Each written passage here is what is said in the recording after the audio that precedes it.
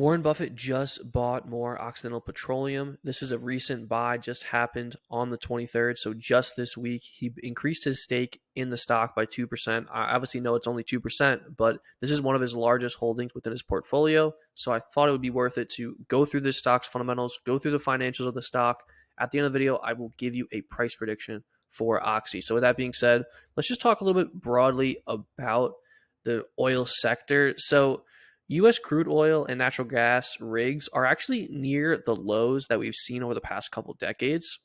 So as oil demand globally has risen, we've seen the supply of oil drop off pretty drastically. So I think this kind of sets up the oil sector to benefit over the coming years. So we see oil rigs at about 647 right now.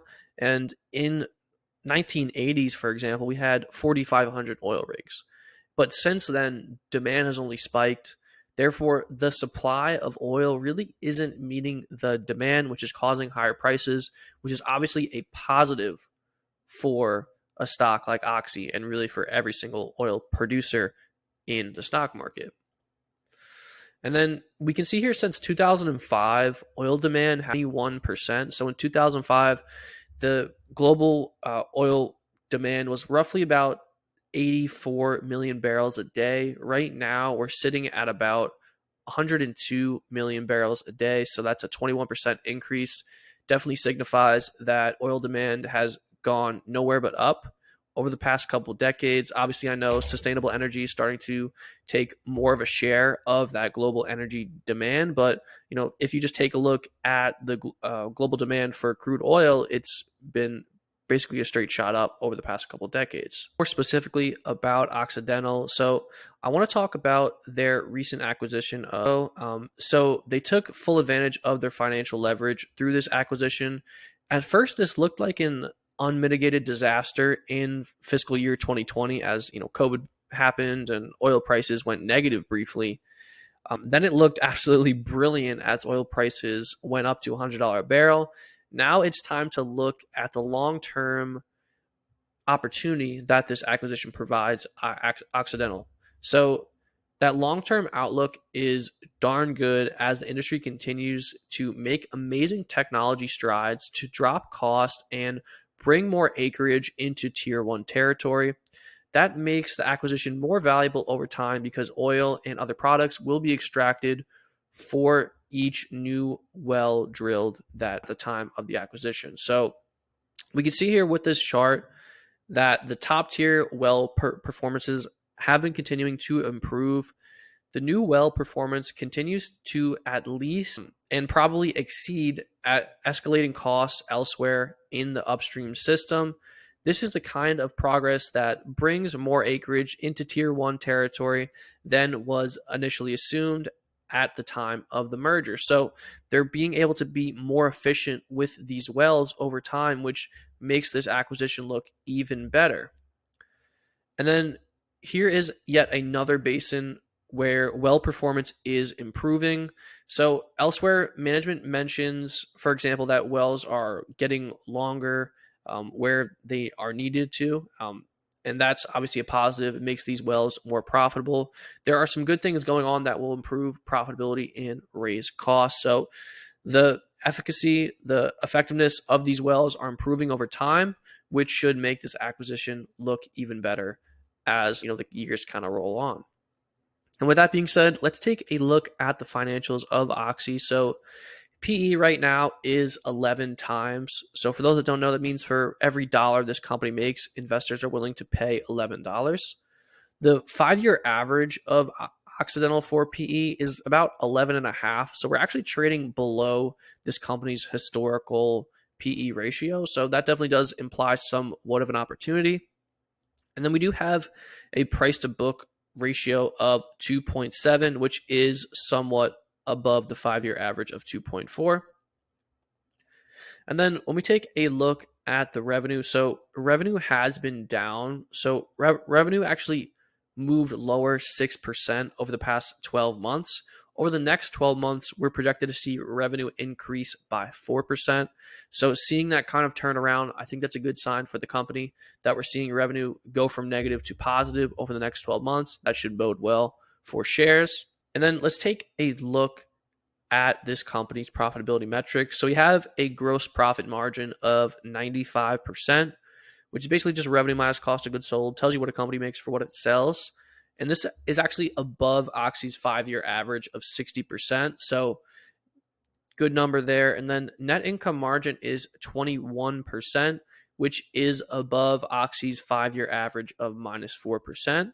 So profitability metrics are better than the company has been historically, which is obviously a good sign for the stock. And with that being said, let's take a peek at this company's dividend. So obviously dividends are very typical within the oil and gas space. So it really makes sense to kind of analyze this dividend here. And we have Seeking Alpha giving this dividend a grade of B in terms of safety. So that means that the company is likely to be able to continue paying out that dividend over the coming quarters. So that's good to see. Dividend growth is getting graded as a B+, the attractiveness of the dividend when compared to peers. And the dividend consistency is graded at A-, basically just saying that the dividend hasn't faltered over the past couple of years. They've been very consistent in paying out that dividend. Obviously, it's only a 1.1% dividend, and the payout ratio is pretty low at 10%. But it's still good to see that the stock has a dividend. It's definitely positive for the company. And with that being said, let's take a look at the balance sheet for OXY. So we see that they have $486 million in cash and about $20.7 billion in debt. Obviously, that's very typical of this industry. It's a very capital intensive industry. So they have $20.2 billion more debt than they do cash. Definitely a positive. Well, it's not great that they have a ton of debt, obviously, and it is actually more debt than Exxon here and Chevron. So it's not the best balance sheet, but that's nothing that scares me, because when you take a look at their net operating cash flow over the past 12 months was $14 billion.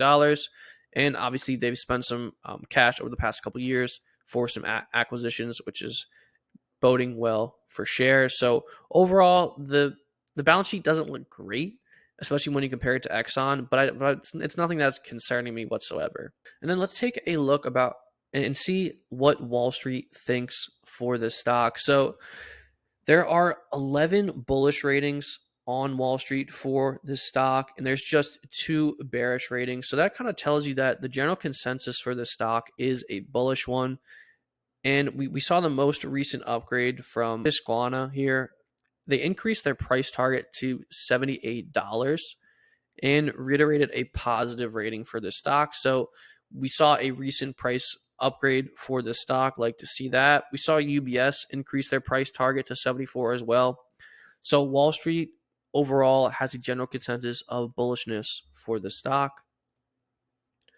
And then let's take a look at the chart and give a price prediction based on technical analysis. So we've come down to test this 100-day moving average in Monday's trading session. We held that moving average. We moved higher.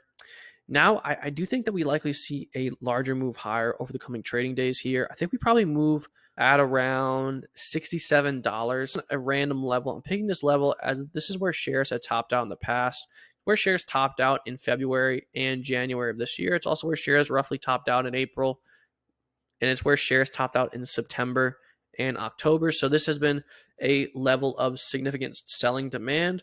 Therefore, I believe we see another move back up to that level on the backs of higher oil prices.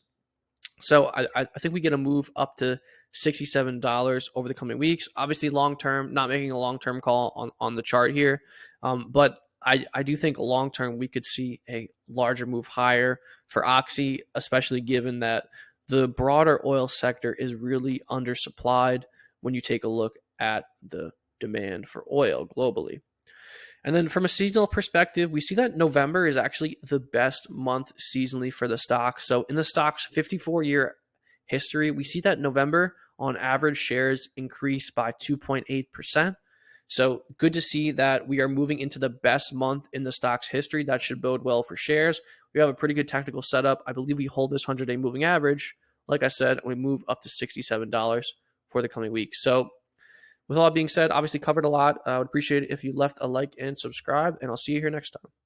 Looking to learn more about the financial markets? Well, I just released a new course that will teach you everything you need to know about the stock and option markets. You can find that at happyinvestingtoday.com. Also on the site, you can purchase one-on-one coaching sessions where I will break down your portfolio to help optimize your assets to meet your personal financial goals. Additionally, to better assist traders when searching for setups, I'm selling trading bots which will give you buy and sell signals and tell you how your trading strategy has performed historically on any stock or cryptocurrency that you're researching. Finally, if you would also like to see what me and my experienced trading team are doing on a day-to-day basis, join our Discord, which is linked below, for a free 7-day trial. With that being said, please leave a like and subscribe. Appreciate you watching this video.